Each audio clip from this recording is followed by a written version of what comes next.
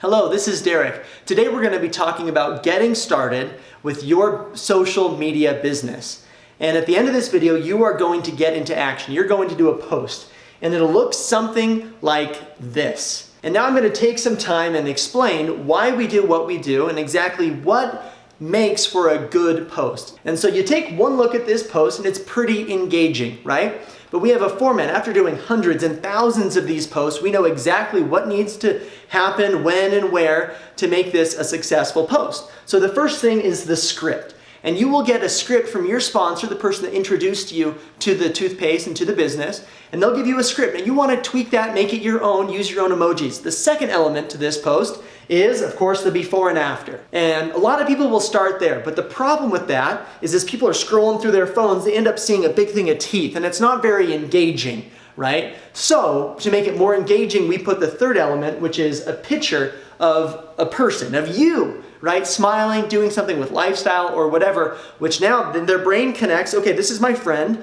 this is a really cool before and after, and then they start to read the script, right? So this is what we do, and let me go over a few other points to this on ways that we make these posts really successful to put money in your pocket quickly. We're going to start by going over some guidelines, some do's and don'ts. The whole point of this post is not to give people all of the information that they need to make the decision. It's to create curiosity. So don't tell the company name or the product name. Don't give a lot of details in the comments. If people are asking questions, great. It means they're curious. Don't spoil their curiosity by answering right there. Just write simply, I will send you a private message. And then you answer their questions through the private message, right? Don't do a picture of the product. Again, you want to create curiosity, direct people towards you instead of directing them towards Google or maybe somebody else that they know that might be involved with the toothpaste. So other things that we do not do as part of these posts, we do not make income claims, we don't sell on third-party sites, and we only use one before and after. One is enough, too many, it just starts to look way too salesy. Things that you do want to do, you do want to ask questions, you do want to have fun, and again, you want to be the movie preview, you want to be the trailer, you want to create some curiosity. So let's talk a little bit more about timing. And again, after doing hundreds and thousands of posts, we know when is the best time. Monday through Thursday, these are the times. Morning, lunchtime, and in the afternoon or evening, it would be best, right? When people are out of work or whatever, able to look at their phones. These are our times for Friday, Saturday, and Sunday. Friday, we find that later in the day to lunchtime is good.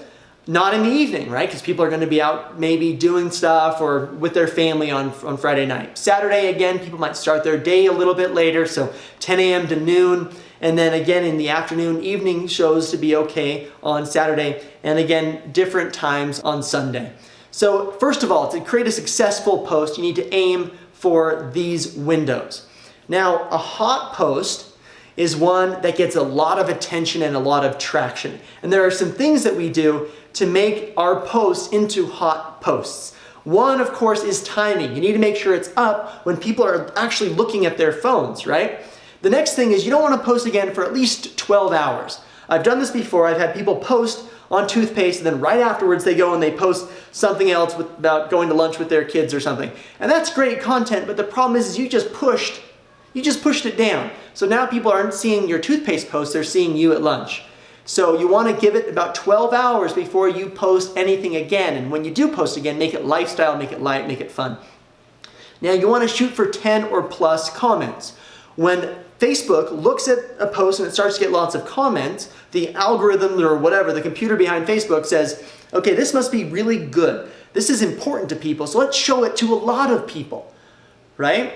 And ways that we can kind of trick Facebook or encourage Facebook to show our posts to our circle of influence, to all of our friends, is by asking our new skin friends and family or whoever to comment. Say great things about the product. Once you have 10 or so comments, it starts to rank and it starts to get more and more exposure. A big point here, okay, let's stop. Make your post public. Okay, in the privacy settings, make it public, all right? I'm gonna say it again at the end of the video, make it public. And then you want to limit the amount of business posts. Some people will go from the extreme of never posting about business to all of a sudden posting daily about different products and things. And you want to limit that to about 3 times a week that you're posting about business, with other posts being about lifestyle, being about your passions in your family or whatever is most important to you. So that kind of goes over timing. Now let's talk about your first campaign. Your first campaign will have 3 steps. There'll be 3 posts that you do in a series that make up your first social campaign. This is the first post. Again, check out the script, the before and after picture, and the picture of him with his kids, right? Really great example of how to engage with people through a post. A last call post. About 12 to 24 hours after you do your first post, you want to do your last call post, which will be basically something like this. This is your last chance to jump in on my bulk order. It reminds people that haven't paid you yet, or maybe people that were curious by your first post. It kind of, reminds them. And we see that quite a few orders come in as part of this last call post as well as the first post. Okay? Again, you want to break it up. You don't want to just have one picture of the teeth, because then there'll be a lot of teeth coming your way. You want to make sure that you get 2 pictures there. We have some great memes and things that talk about last call to help catch people's attention with that. Once you gather all of those orders, you place it with Nu Skin in a bulk order. They ship you a box of product, and now you have your OMG post. I'm going to read through just a little bit of this OMG post because it's a really good example. I actually screenshotted this last night as I was making this presentation. So I'm going to kind of paraphrase. This is kind of ridiculous. In 3 days from a toothpaste post, I was able to pay for Rob and Jackson's season passes to Six Flags, flowers for Hayden's backyard garden. It sounds like their family is having a ton of fun, all because of a toothpaste post. Now this is where she starts to talk about the OMG part, right? For those of you that know me, know that I don't have a lot of time, if any, to add more to my overflowing plate. But this was an opportunity I just couldn't pass up. Anything that benefits my family is a win for me. If you're looking, this is the invitation part, if you're looking to make some extra income, shoot me a message so we can chat. Free to join, no sales quotas, no monthly auto ship. And so when you get your money from the toothpaste post, okay, find creative ways to have it enhance your life, so that you, with your OMG post, can now turn it into a recruiting environment. These are the 3 posts that make up your first social campaign. And you'll do this again and again and again with yourself, but the key is to expand, and with this OMG post, she's going to be able to get other people to do referral posts for her. Now, a lot of people, as part of their OMG post, will include the toothpaste, showing the box of product, but they always turn it away so you can't see the actual product. That is your first campaign. Let's talk real quickly again about that first post that you're going to do right now when you get done watching this video. When you start to see these comments come in, it's really exciting, right? Oh, I'm interested, or tell me more about it, me, or whatever. I've seen lots of different things. You want to be positive and fun as you're fielding these comments. Don't respond to their questions. Don't answer it right there. They might ask how much it is or whatever. Don't resist the temptation to answer it right there. You want to write the same thing. I'll send you a private message. Now you take the conversation and do it as part of the private message. When you're at the private message section, you want to answer it quickly, but let your personality come through. Be genuine. Again, you know these people.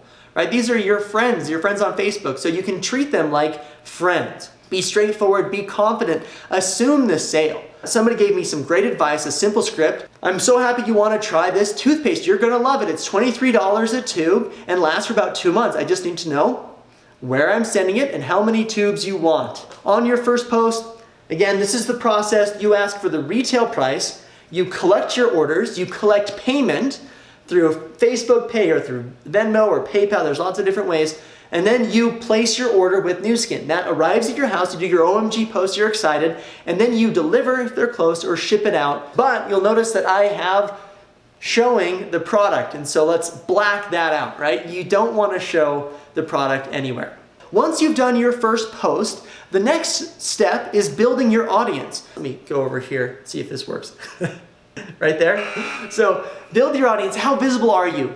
What is your circle of influence? The more people you know, the more connections you have, obviously the better suited you are to get out there and market through social media.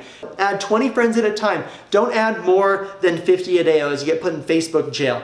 Find groups that you click with. Find friends of friends and people that you might know as acquaintances and start liking them. Now try to steer away from other Nu Skin contacts. if you look at mutual friends, you might see a Nu Skin person in there and just say, okay, that's my friend's person. Great, let me go find one of the other gazillion people that there are on Facebook. You also want to build an attractive profile. Good picture of yourself with showing some of the elements that you like. You want to make sure that you don't share a ton of videos.